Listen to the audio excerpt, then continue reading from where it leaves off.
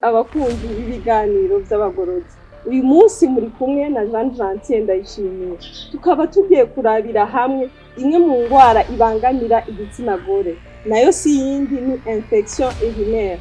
Mu kirundi twovuga ko ari ubwandu bufatira mu myanya isohora umwanda mutoyi. Reka turabe bimwe mu bimenyetso biranga yuko umuntu agendana ingwara ya infection urinaire.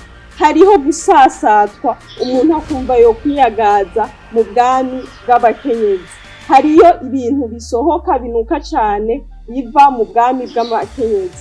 Kumva umuntu yo kwihagarika, ariko agiye kwihagarika akihagarika utuntu dukeya, ucika umugongo canke kubabara munsi y'ikiziba c'inda.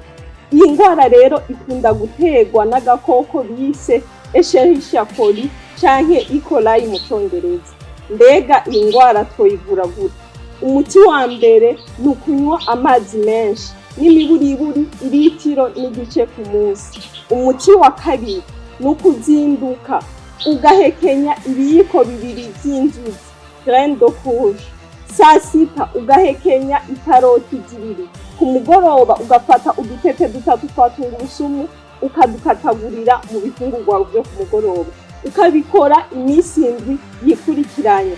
Menya neza, umuntu yibungenze ntiyemerewe gukoresha tungurusumu, canke umukenyezi ari mu bihe vyiwe mu butinyanka ntiyemerewe gukoresha tungurusumu.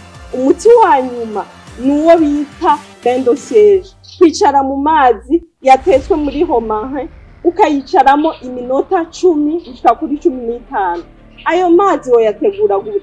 Uyateka nkuko woteka icayi, amaritiro 2 ugashiramo ibiyiko 4 vya romare, hanyuma ugashira mu ibase nziza yabigenewe atari yo kumesha canke koza ivyombo, ukayahoza neza ku buryo atoguturira, ukayicaramo iminota 10 gushika kuri 15. Bigerageze wirabire ubushobozi bw'Imana mu vyaremwe. Imana irahezagire.